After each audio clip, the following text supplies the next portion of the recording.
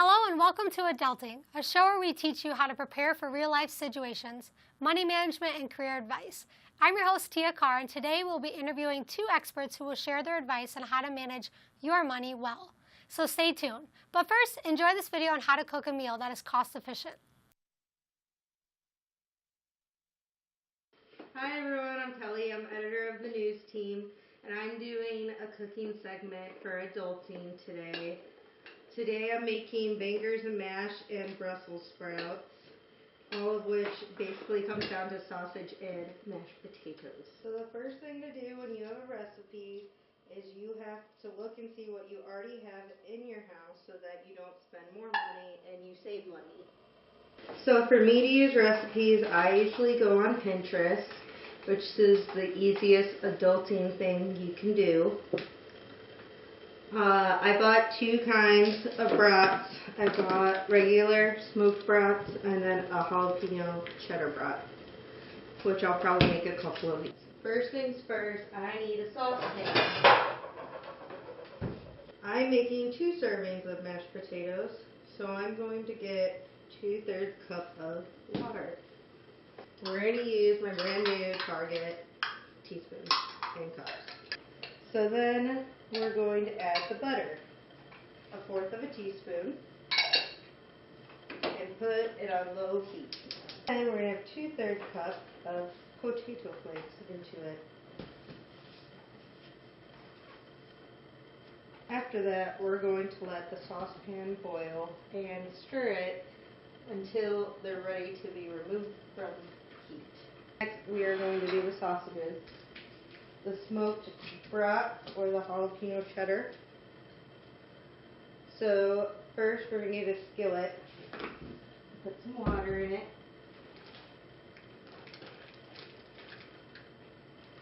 So we'll do 2. And then 1 of the regulars.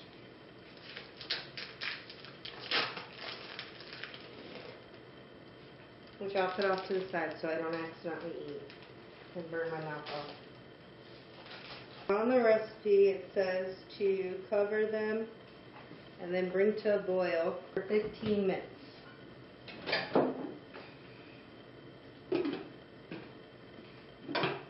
The next item on the list is to make the gravy.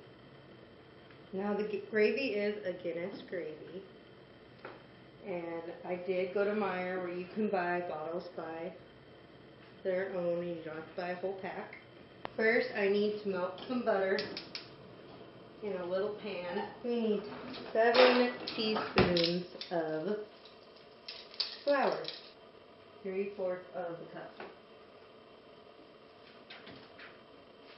So next we're going to do 1/2 cup of Guinness. Next, we're going to flip our sausages that have been cooking.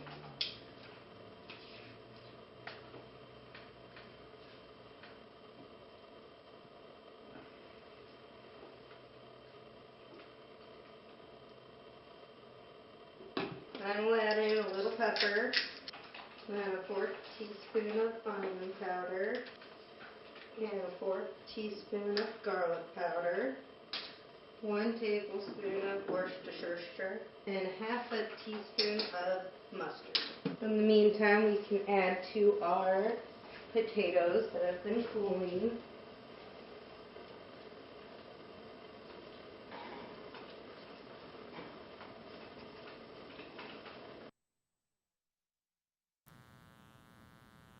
Hello, I'm Kelly Ellum. It is my pleasure to interview our first candidate, Scott Wilson. Scott is a senior consultant at Kinaxis, a computer software company out of Canada. He will be sharing his expertise and providing advice on how to start planning for retirement, implementing a budget, and understanding credit scores. Hi, Scott. Thanks for being here with us. Hi, Kelly. Can you please explain to us what exactly is a 401k?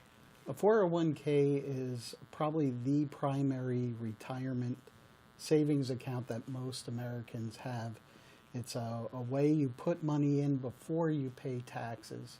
There are other vehicles for savings after you pay taxes, but if you're not in a pension plan and you live in the United States and work for a corporation, you're probably working with a 401k. It's really important for you to know as you start to enter the workplace that a 401k often has a matching component to it. So many companies will match what you put into it up to a certain threshold. And I would tell anybody starting out in the workplace that they should really look into what their 401k plan has. And if it has a matching component, at least put in the minimum you can to get a match, because that's free money coming to you. And then after that matching level, then look at other areas depending on what your situation is. But always try to get the free money. Of course. And why should college and young adults start using a 401k? Why should we care right now while we're young? Yep. So while you're in college, you probably won't have an opportunity to use the 401k, but as you get out and get into the workforce, you probably will. And why it's really important is, I think the studies say, if you start using your pre-tax savings plans for the first 10 years you work and stop, you will end up saving more money for retirement than if you start saving after those 10 years and do it for the next 30. So the sooner you get money saved, the sooner it starts working for you, and you'll do better off. Now, obviously, saving consistently throughout your work life, putting away 10% of what you make will probably make you a very successful retiree. But getting started early is the key. Okay. Why should college students be concerned about our credit scores? That's a really good question. The obvious answers that probably most people think of, if I'm going out to get a loan, whether it's for a new car or a house, credit companies will look at your credit score and say, this is what I should give you. But there's a deeper message behind that credit score and what it does. Even that simple example of a car loan, you might qualify with a credit score, but if your credit score is better, you might qualify at a lower interest rate. Then there's the non-obvious things that credit scores do, like it affects your insurance premiums. Most people think credit scores, insurance premiums, what do those have to do with each other? But if you go out to get a insurance plan on your car or your home, they look at those credit scores and use them in figuring out how reliable you are, and will change your rates based on them. So keeping things paid off and up to date and lowering your credit utilization is really important, will help you in the long run. Okay, and what are some helpful tips to build a credit score? I would start early. Even if you're I would say when you're just starting out, get a credit card. Even if you don't plan on use it once a year, and get some gas in your car or buy a beer, but keep it paid off. And the length of credit, the length of the history of credit is really important to your credit score. So start early and also keep things paid off. That's probably the biggest issue, is people get behind on payments. Keep them paid off. And I would say from a financial planning point of view, certainly try not to spend money you don't have. But it's okay to use credit. Use credit as a vehicle for your money management, but try to pay things off. The other thing is a variety of credit types, like a car loan and a credit card and a school loan. Having more variety will help you with your credit score as well. Okay, well, thank you, Scott, for being here with us today. My pleasure. Next, Tia Carr is going to interview Kirsten Day, the Assistant Director of Financial Aid, to talk about how you can pay off your student loans.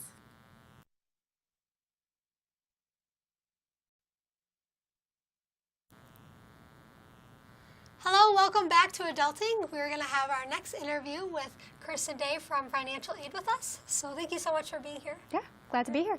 Really appreciate it. So can you just share what you recommend students do after graduation to ensure that they are set up for success financially? Yeah, so it's really important to make sure that you take care of student loans right away. Don't be afraid to talk to your loan servicer about your loans. Going into default is probably one of the absolute worst things you can do. So just work with your loan servicer on getting those loans paid back right away so that you're sailing clear for the rest of the time. Awesome, thank you. Mm-hmm. How would you say should a recent graduate go about paying their student loans? So the website that you want to log into is nslds.ed.gov. That is the place where you can track all your loan history, interest, your loan servicer, all those pieces. And so that's a really useful tool to be looking at while you're in college still, so that you're prepared for when you graduate from college. We also do send out an exit counseling guide right before students do graduate from the university. So they'll get that notification, and they can complete exit counseling online to kind of tell them about loans and how to start paying them back. I'm sure that's very helpful. A lot of people will be using it. Yes. So what would you say is the difference between grad school, financial aid, and undergraduate? Because I know a lot of people, they're seniors, they're getting ready to continue their education, and sometimes we fear what we don't know. Exactly. So it'd be just helpful to hear your advice on that. Sure. So the nice thing about undergraduate financial aid and graduate financial aid is they're very similar in the process. So you're still going to file your FAFSA, you're still going to be receiving an award letter, and make sure you're reviewing that, and then you also want to fill out requested documents to the financial aid office that we're asking you to submit. So the process is pretty much exactly the same. The real difference is in the types of aid that you're eligible for. So as an undergraduate student, you have all the different kinds of scholarships. You've got lots of loan eligibility. You might have some federal and state grants from your FAFSA, like the MAP grant, the Pell Grant, those kinds of pieces in your award letter. As a graduate student, it's mostly the unsubsidized Stafford loan. The limit is a lot higher for graduate students than it is for undergraduates, so you do have the ability to take out more in loans if you need it. And then specifically at AU, we do offer what's called the AU Graduate Grant. So if you file your FAFSA and you fall within the range to receive that grant, it's based on need, then you could be receiving that as well. And there's always the outside scholarships and all that stuff, whether you're an undergrad or grad, so that's another great resource to look into in either area. Awesome. Thank you so much. I'm sure that's really helpful for a lot of the seniors that are getting ready to graduate. Yes. We appreciate your advice. Yes. So thank you so much again for tuning in to our show called Adulting, where we teach you how to prepare for real life situations, money management, and career advice.